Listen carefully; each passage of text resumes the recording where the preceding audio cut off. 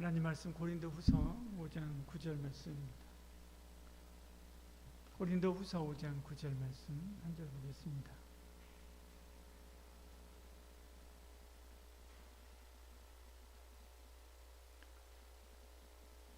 그런즉 우리는 몸으로 있든지 떠나든지 주를 기쁘시게 하는 자가 되기를 힘쓰노라. 아멘. 요즘 뜨는 용어 중에 니트족이라는 말이 있습니다. 교육, 고용, 직업, 훈련에 참여하지 않는 청년층을 이야기하죠. OECD에서 정의하는 것은 만 15세에서 29세까지 취업하지 않거나 혹은 교육기관에 속하지 않는 그런 청년들로 정의합니다. 경기 불황으로 일자리가 부족해서 취업난이 발생할 때 이런 니트족들이 생기게 되죠. 취업을 단념하는 청년들이 속출하는 것입니다.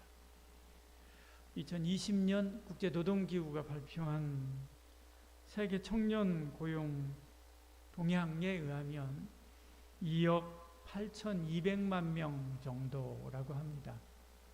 청년 인구, 세계에 있는 청년 인구의 23.3%입니다. 어마어마하게 많죠. 4분의 1입니다. 4명 중에 1명이 바로 이 니트족이다. 그렇게 이야기합니다.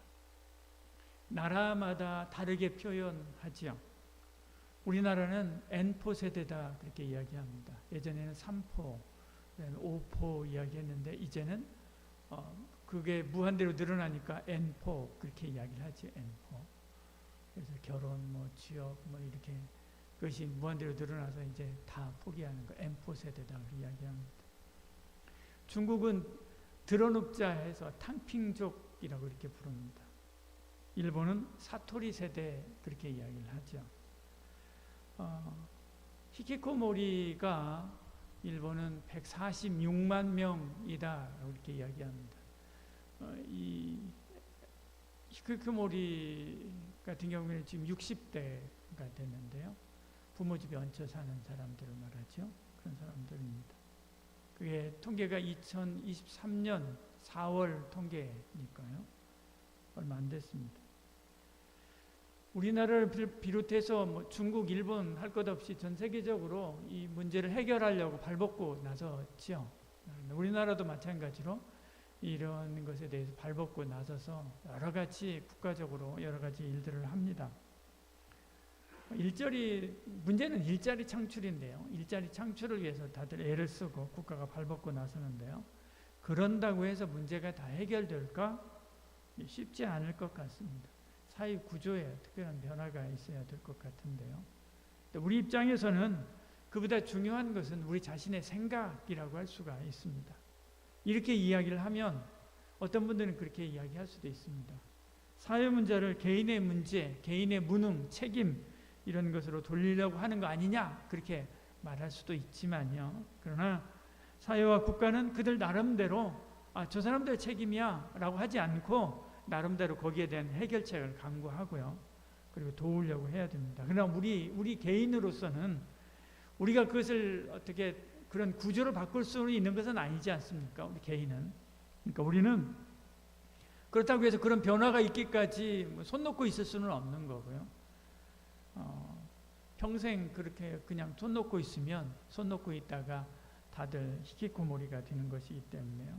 개인 나름대로는 자기의 생각을 바꾸고 목표를 세워서 그것을 이루고자 하는 열망을 가지고 그리고 살아야 되는 거지. 그러면 어려움을 조금씩이라도 극복하면서 나아갈 수 있습니다.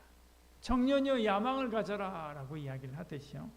세상에 분명한 목표를 설정하고 그것을 이루고자 하는 마음이 또 있어야 되는 것입니다. 근데 세상은 이 야망, 세상이 바라는 이 야망은 대체로 세 가지 방향으로 흐르게 되죠. 첫째는 인기를 얻는 것입니다. 둘째는 힘, 권력을 가지는 거고요. 셋째는 부귀 영화를 누리는 것입니다. 근데 이 셋이 완전히 다른 방향인 것 같지만 사실은 이 셋의 뿌리를 찾아가면 한 곳으로 귀결됩니다. 이게 뭐냐면 자신이죠. 나죠. 나의 욕망, 나를 기쁘게 하는 것, 여기로 한 세 가지가 다 귀결되게 됩니다. 그런데 성경은 반대로 이야기하는 거죠. 오늘 여기서 이렇게 뭐라고 이야기합니까? 우리는 몸으로 있든지 떠나 있든지 주를 기쁘시게 하는 자가 되라. 나를 기쁘시게 하는 자가 아니라 누구를 기쁘시게 하는 자? 주를 기쁘시게 하는 자가 되어야 된다. 그렇게 말씀하죠. 특히나 예수님의 제자라고 한다면, 그렇다면 하나님의 선한 일을 위한 열망, 야망, 비전 이런 것들이 있어야 되는 것이죠. 디모데전서 3장 1절에 이렇게 말씀합니다. 미쁘다 이 말이여 곧 사람이 감독의 직분을 얻으려 함은 교회 지도자가 되는 것이죠. 선한 일을 사모하는 것이라 함이로다. 선한 일에 대한 사모함이 있어야 되는 거죠. 선한 일에 대한 열망이 있어야 됩니다. 하나님의 선한 일에 대한 열망이 있어야 되는 것이죠.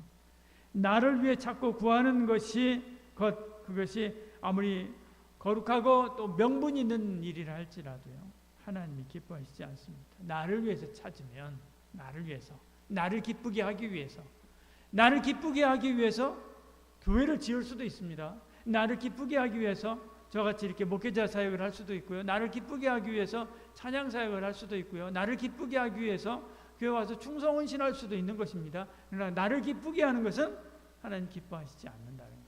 누구를 기쁘게 해? 주님을 기쁘게 해. 목표와 방향이 달라야 되는 것이죠. 예레미야 45장 5절 이렇게 말씀합니다. 내가 너를 위하여 큰 일을 찾느냐? 내가 너를 위하여 큰 일을 찾느냐? 그래서 찾지 말라. 하지 마라.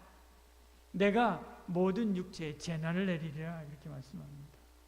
뭔가 얻으려고 성취하고자 하는 마음은 본능 같은 것이지요. 사람은 누구나 인기를 얻고 힘을 가지고 또 부자가 되기를 원합니다. 누구든지 크고자 합니다. 누구든지 성공하고자 하지요.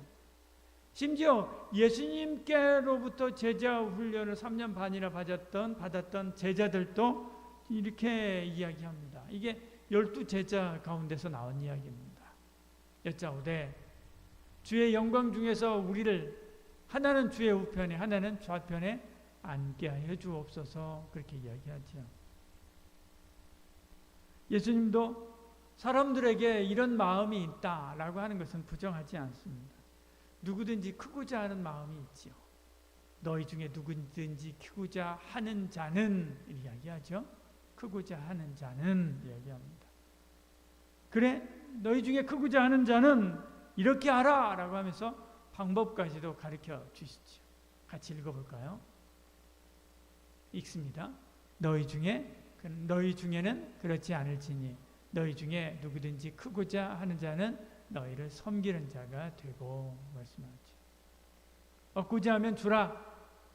크고자 하면 섬기라. 인정받고자 한다면 다른 사람도 똑같이 인정해 주라. 그렇게 말씀하고 있는 것을 보죠. 이것은 세상의 방법과 정반대입니다. 제자들은 영광의 면류관을 원했죠. 그러나 주님은 가시 면류관을 말씀합니다. 그리고 직접 그 가시관을 쓰시고 십자가에서 죽으시죠.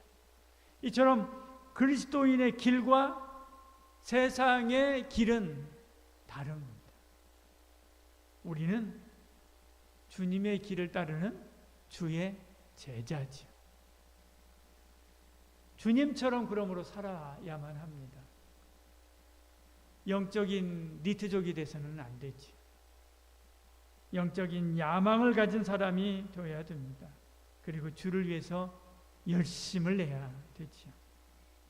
우리 중에 세상에서는 열심을 내고 그리고 어떤 성공을 이루지만 영적인 일, 하나님의 일에 대해서는 니트족처럼 방관하고 뒤로 물러서는 사람들이 있습니다. 있지요.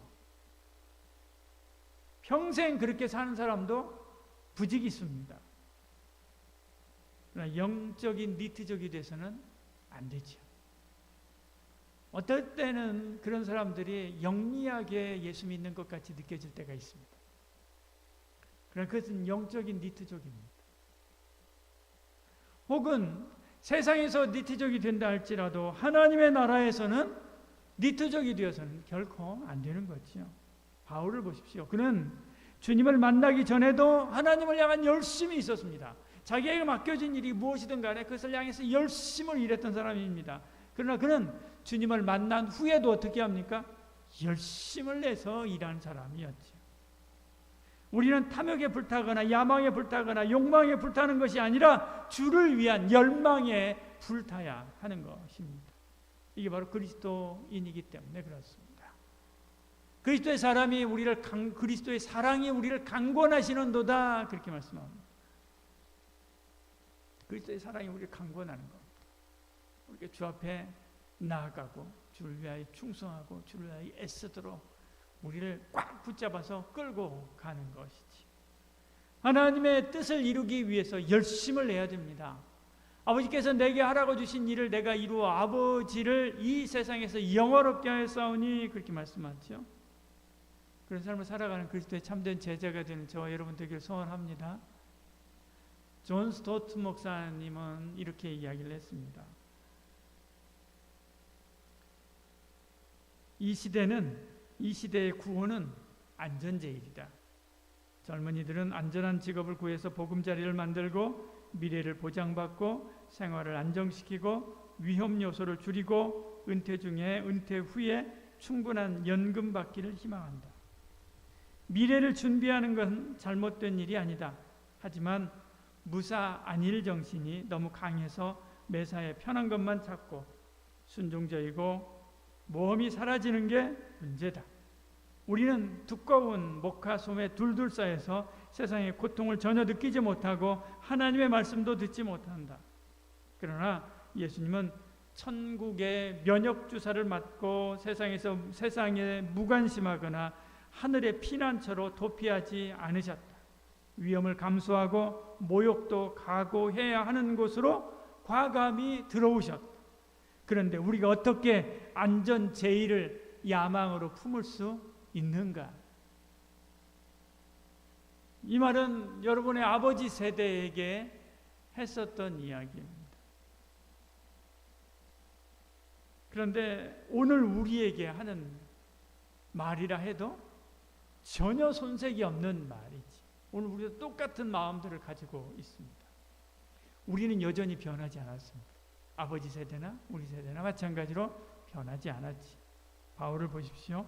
주님을 위해 안전한 보금자리 유대 지도자와 로마의 시민권을 버리고 광야 같은 세상에서 복음을 전하다가 결국 순교했습니다.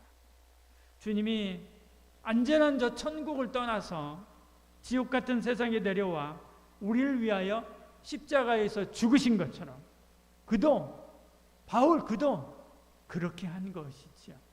오늘 우리도 마찬가지입니다.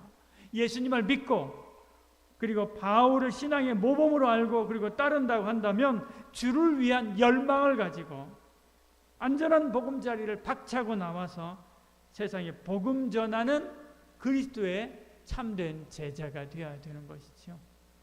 그런 저와 여러분 되기를 소원합니다. 기도하겠습니다. 주님, 제가 제자입니다. 그리스도의 제자입니다. 그리스도의 길을 따르게 하여 주시옵소서. 영적인 니토족이 되지 않게 하시고 바울같이 주님의 말씀을 따라 내 몫에 대인 십자가를 짊어지고 죽기까지 주 따르는 그리스도의 참된 제자, 승리하는 제자 되게 하여 주시옵소서. 예수님 이름으로 기도드리옵나이다. 아멘.